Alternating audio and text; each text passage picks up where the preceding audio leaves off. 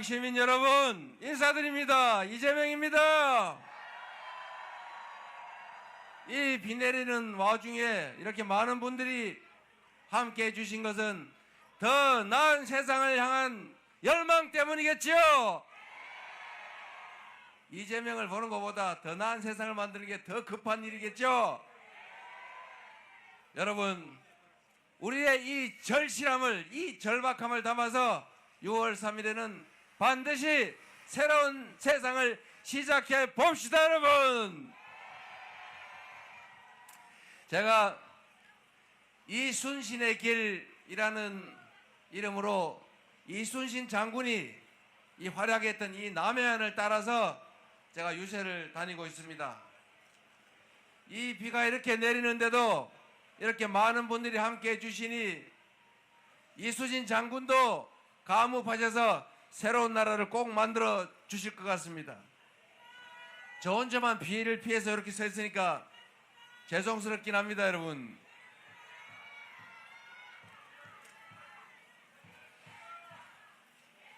이순신 장군이 여러분 아시는 것처럼 23연승이라고 하는 엄청난 전과를 올리면서 조선을 지켰죠. 조선 백성 수백만 명이 선조의 그 무능함 때문에, 그 무책임함 때문에 죽음에 이르고 산천이 피로 물들었습니다만, 그래도 이순신이라고 하는 위대한 장군이 있었기 때문에 피해를 그나마 줄이고 조선을 유지할 수 있었던 것입니다. 그런데 제가 이순신 장군을 참 여러 면에서 배우려고 노력하는데 그 중에 하나가 이런 게 있습니다. 물론 철저하게 준비해서 이길 수 있을 때 싸워서 반드시 이긴다. 지는 날이 조선 수군이 지는 날이 조선이 지는 날이 되니까요. 그 절박함 때문에 그야말로 목숨을 걸고 싸워서 이겼죠. 생 즉 사, 사 즉 생이라는 말을 해가면서. 그런데 그 중에 이런 게 있습니다, 여러분. 어떻게 그 소수의 전함으로 그 압도적 다수를 점하는 일본 해군을 이길 수 있었을까? 여러 요인이 있는데 그 중에 이런 게 있습니다, 여러분. 이분이 백성들의 지혜를 많이 빌렸어요. 요즘 말로 하면, 제가 자주 하는 말로 국민들의 집단 지성을 이용한 것입니다. 활용한 것입니다. 저는 행정을 할 때도 우리 국민들의 이 수요자, 국민들의 뜻을 최대한 반영을 하자라고 얘기합니다. 이 이순신 장군이 이 작전을 짤 때 이 소수의 전함으로 어떻게 저 압도적 일본 해군을 이겨낼 수 있을까, 이길 수 있을까, 작전을 짤 때 이 물의 흐름, 조류의 변화, 이게 중요하잖아요, 해전에서. 그래서 이 동네 소위 원로 어부들, 이 동네 원로 어부들 얘기들을 많이 들었어요, 다니면서. 길을 다닐 때. 여기는 어떤 흐름이 있습니까? 여기는 어떤 조류가 얼마나 강합니까? 여기에 빠지면 어떻게 됩니까? 이런 걸 다 들은 다음에 그 조류, 시간, 시기, 이걸 딱 맞춰가지고 작전 계획을 철저하게 짠 다음에 이긴 거예요. 대한민국은 민주공화국이라고 말하고 우리는 민주주의를 자주 말합니다. 여기서 가장 핵심은 바로 국민이죠. 나라가 존재하는 이유가 뭡니까? 국민들이 더 나은 삶을 살자고, 더 안전하고 더 평화로운 환경에서 더 행복하게 더 나은 미래를 꿈꿀 수 있게 하려고 국가가 존재하는 것 아닙니까? 그래서 국가가 곧 국민이고 국민이 곧 국가 아니겠습니까?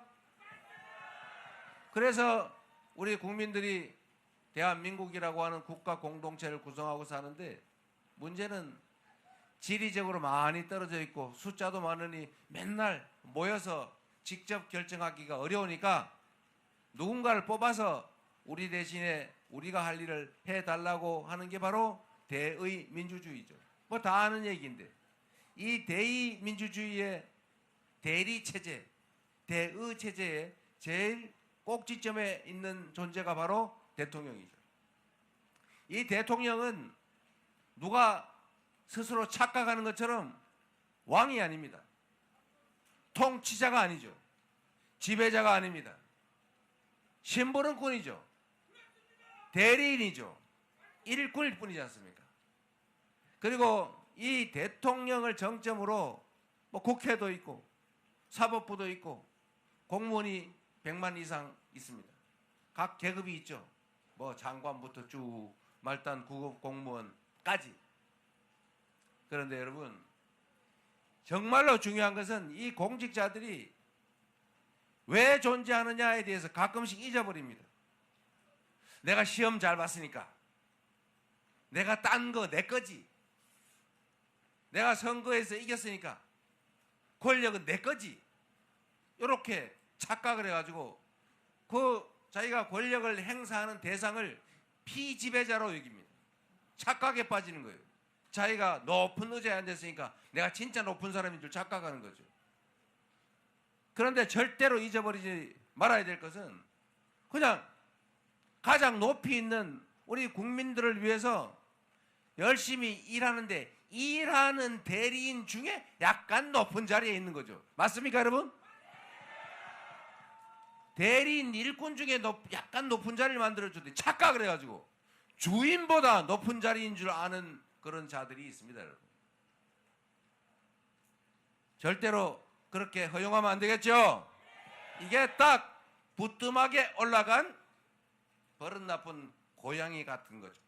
고양이 미안합니다, 야옹. 버르장머리를 고쳐놔야 돼요. 평소에 국민을 우수히 여기거나 업수히 여기는 이 엉덩이에 뿔난 공직자 대리인들, 당신들은 높은 지배자, 통치자가 아니고 국민을 위해 국민이 맡긴 일을 하는 국민의 심부름꾼, 일꾼, 대리인, 머슴 이다라고 우리가 자주 지적해줘야 되고, 이 머슴과 일꾼의 위치를 벗어나서 주인 위에 자기들이 지배자로 착각하면 반드시 응징을, 책임을 물어줘야 된다. 맞습니까, 여러분? 이 자기 위치를 착각한 사람 중에 하나가 윤모 전 대통령이시죠. 제가 수없이 얘기했지만 대통령은 왕이 아니다. 일꾼들 중에 지휘 계급이 제일 높은 사람이다. 국민을 하늘로 섬기고 모든 권력은 국민으로부터 온 것이고 내가 쓰는 모든 돈은 국민이 피땀 흘려서 맡겨놓으면서 국민을 위해 쓰라고 한 돈이다. 고스톱 쳐서 딴 당신의 것이 아니다 라고 얘기했죠. 그랬더니 이거 혹시 고스톱판 끝나면 뺏기는 거 아니야? 영원히 그냥 왕노릇 해야지 하다가 한 게 저는 계엄이었다고 생각합니다. 우리 국민 여러분, 광양시민 여러분, 우리가 주인인데 주인으로서의 위치를 끊임없이 상기시켜줘야 합니다. 당신들은 시험을 잘 봤을지 몰라도, 당신들은 열심히 해가지고 직급이 올라갔는지는 몰라도, 당신들이 잘해서 누가 뽑아서 뭐 국회의원, 대통령 됐는지 모르겠지만, 시장 됐는지 모르겠지만, 그러나 영원히 우리 아래 있는 우리의 대리인일 뿐이다. 맞습니까, 여러분? 끊임없이 경계하고 끊임없이 책임을 물어서 끊임없이 위치를 확인해야 합니다. 권력의 순위는 대통령, 국회 이렇게 있는 게 아니고 1번 국민의 권력이 있는 거죠. 밑에 선출 권력, 밑에 임명 권력이 있는 것이다. 맞습니까? 의자가 높다고 해서 결코 당신들이 국민 위에 있는 게 아니다. 6월 3일 우리가 이 사실을 확실하게 보여줍시다, 여러분. 그리고 6월 3일에 여러분의 대리인으로서 여러분의 대리인들을 잘 지휘해서 여러분이 맡긴 권력과 예산을 오로지 여러분을 위해서만 잘 쓸 준비된 훈련된 유능한 충직한 일꾼 누굽니까 여러분?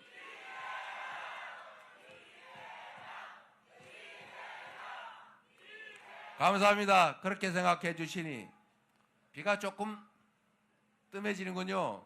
제가 빨리 끝내고 우리 기다리시는 분들 고생시키지 말라고 하던데 이제 그만할까요?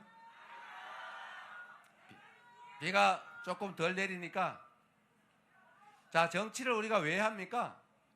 다 우리 잘 먹고 잘 살자고 하는 일이죠. 등 따시고 배부르게 해달라고 우리가 정치하는 것 아닙니까? 정치는 정치인들이 하는 것 같아도 누가 한다고요? 국민이 하는 거죠. 국민이 정치의 주체입니다. 정치는 정치인들을 국민이 뽑아서 국민이 하는 거죠. 책도 있죠. 제가 전에는 이재명은 합니다 그랬다가 요즘은 국민이 합니다로 바꿨어요.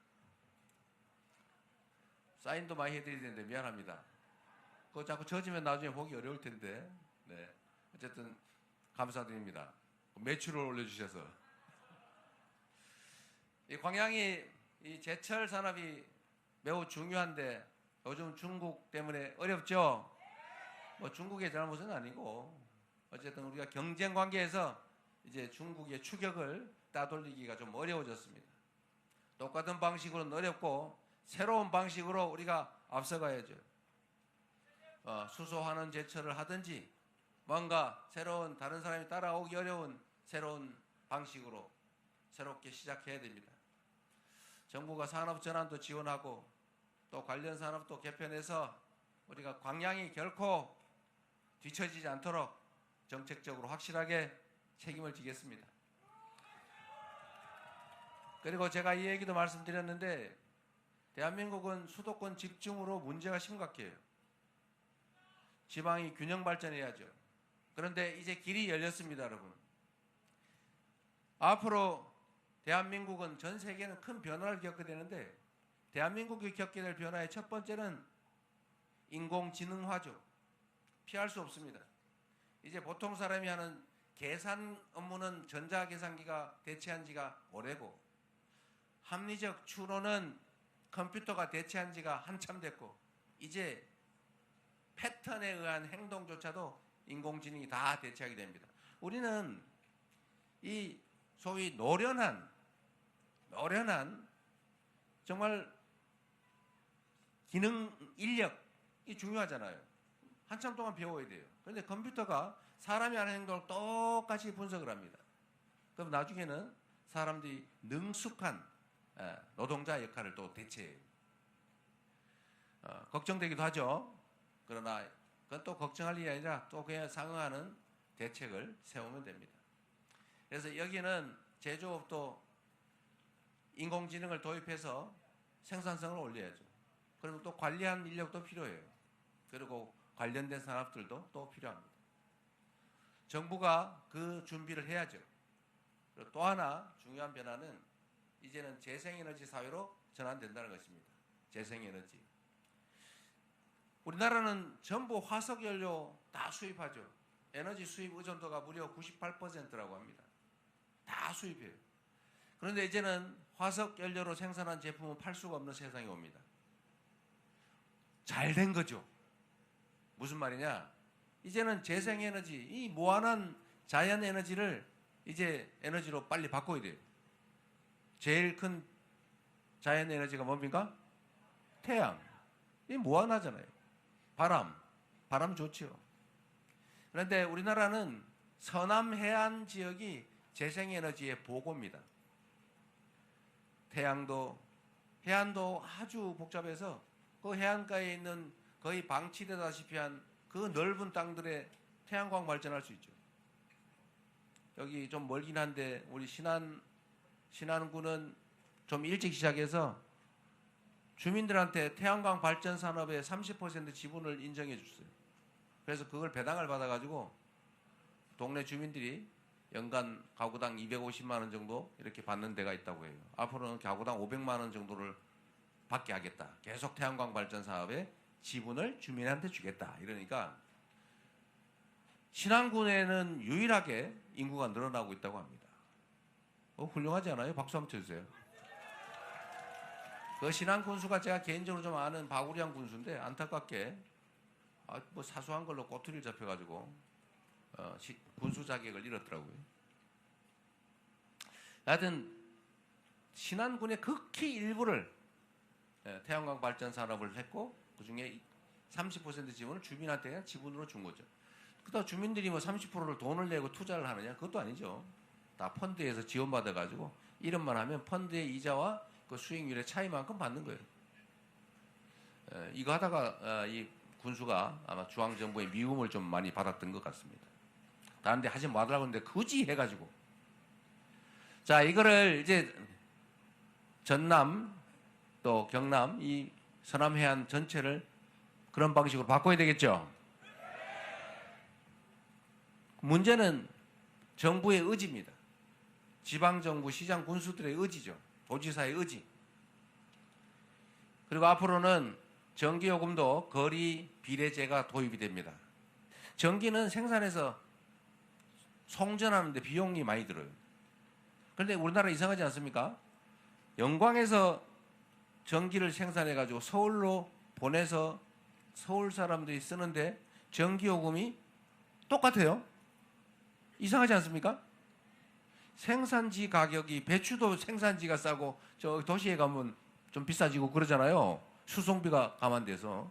근데 전기요금은 생산지하고 소비지 가격이 똑같아요. 좀 이상하지 않습니까? 별로 안 이상한가 보네요. 말이 안 되죠, 사실은. 매우 불평등한 겁니다. 그 생산한 곳에서는 비용이 싼 대신에 생산했다는 피해가 있잖아요. 그 원전 근처 불안하잖아요. 화력발전소 근처 불안하죠. 공기오염되죠. 어쨌든 그런 것들 감안하면 이제는 생산지와 이제 소비지, 그 수송 비용, 송전 비용을 감안해서 전기요금을 차등화하는 법이 곧 이미 도입됐어요. 앞으로는 이게 이제 조금 시행돼 가야죠. 그러면은 어떤 일이 벌어지냐?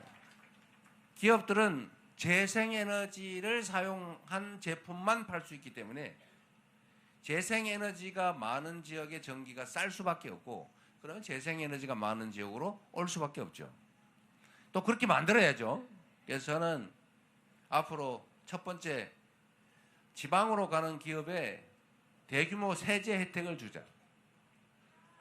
두 번째 지방으로 가거나 아니면 지방에서 시작하는 기업들한테는 땅이나 이런 것도 특별히 혜택을 줄 뿐만 아니라 또 다른 혜택을 줄 수가 있죠. 규제, 좀 자유롭게. 웬만한 규제는 다 완화해 주자 또는 해제해 주자. 세 번째, 전기요금 차이를 확실하게 해서 지방에는 정말로 생산지에는 좀 더 싸게 지방 균형 발전에 도움이 되니까요. 이렇게 하면 아마 지방에 대한 산업 수요 상당히 많아질 거다. 그리고 정부 차원에서 집중적으로 밀어붙여야죠. 그러죠? 그리고 광주 전남은 재생에너지 중심 산업으로 대대적으로 개편하자. 그래서 살 길을 만들자라는 게 제가 가지고 있는 구상이고 5년 안에 당장 다 될지는 모르겠지만 최소한의 그 기반은 만들고 시작은 할 수 있을 겁니다. 우리 희망을 가지셔도 될 것 같습니다, 여러분.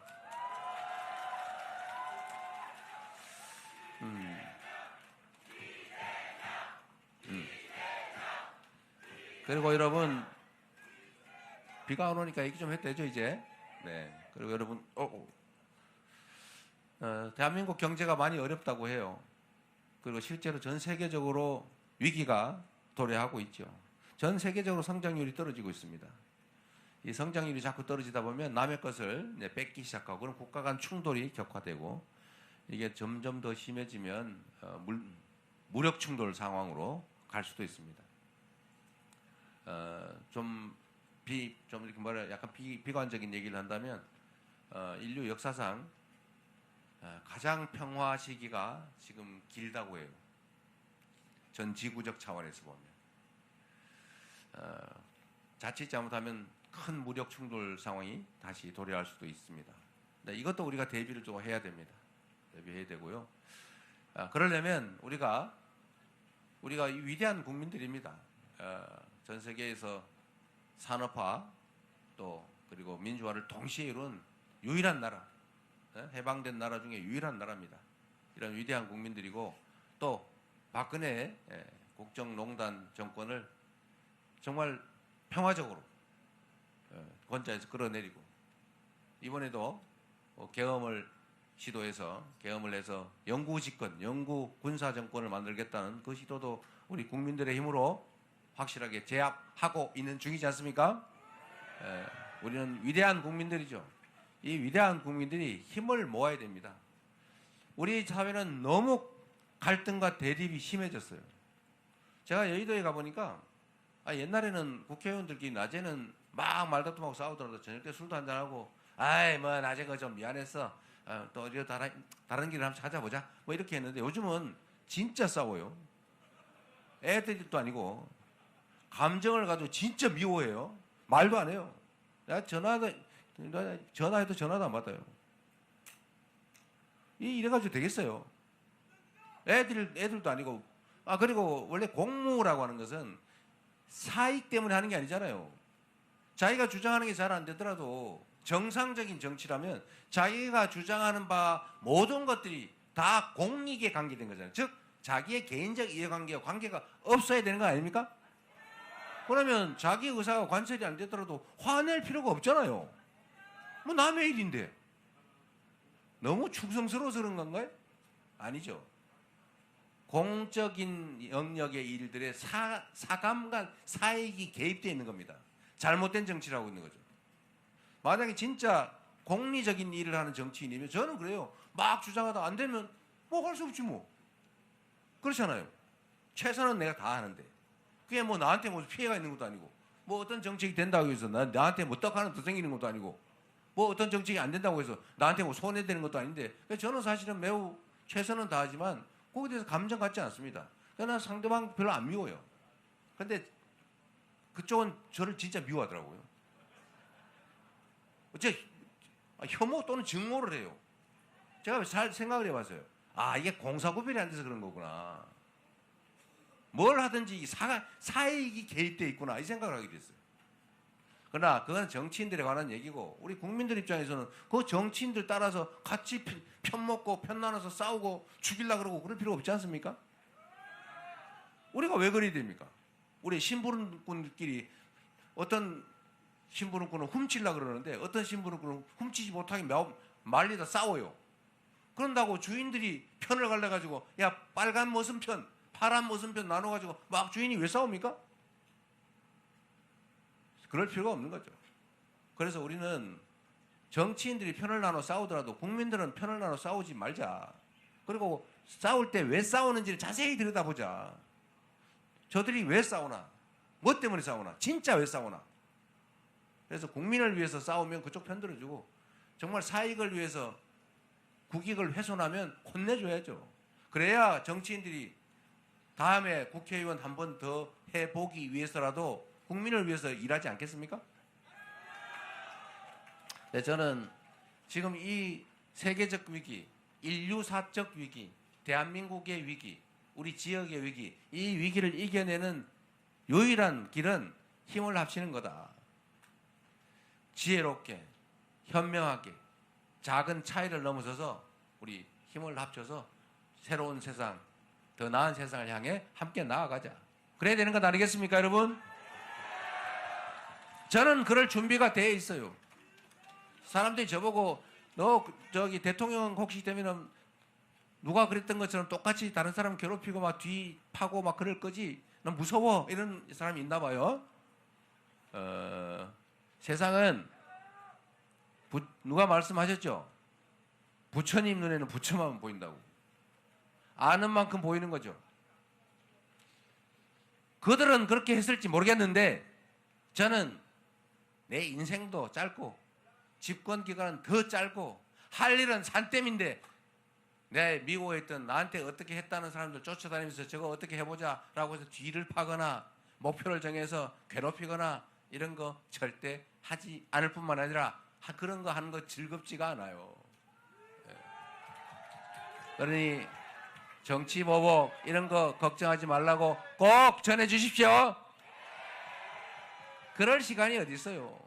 사람은 인생을 사는 데 있어서 행복한 기준이 다르잖아, 그죠? 누구는 돈을 많이 벌면 막 행복한 사람이 있어요. 누구는 남들을 위해서 막 뭘 퍼주면 행복한 사람이 있어요. 누구는 남들을 막 괴롭히고 막 밟고 비비고 이러면 행복한 사람이 있어요. 저는 다른 사람이 저로 인해 행복한 걸 보면 그때 행복합니다. 제가 그래서 성남시장 때 얘기를 자주 하는 거예요. 저 성남시장 때 많이 괴롭힘 당했지만 그래도 시민들하고 힘 합쳐서 각종 단체들 편 안 먹고 다 정말 힘 합쳐서 성남을 전국 최고의 성남시로 만들어서 저 다들 진짜 행복해 했어요. 그래서 저 그때 너무 행복했어요. 지금도 그때 생각하면 행복해요. 대한민국도 이렇게 모두가 행복한 그런 세상 만들고 싶습니다, 여러분. 그 길을 같이 가주시길 바랍니다, 여러분. 자, 비도 더 오는데 새로운 세상, 희망 있는 세상 함께 만들어 갑시다, 여러분.